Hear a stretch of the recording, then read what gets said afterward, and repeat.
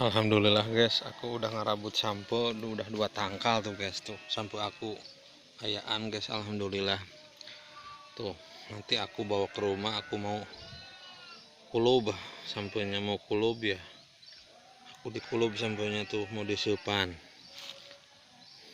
lumayan buat makanan tambahan guys. Sekarang kan beras mahal guys, tetangga aku juga banyak yang ngeluh sekarang teh, mungkin semuanya ya guys ya, soalnya tuh beras mahal pada naik guys. Jadi singkong ini salah satu makanan tambahan buat ganjal-ganjal perut lumayan.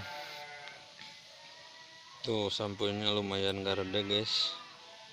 Aku mau ini dulu nih, bersihan dulu ya guys ya, sampurna.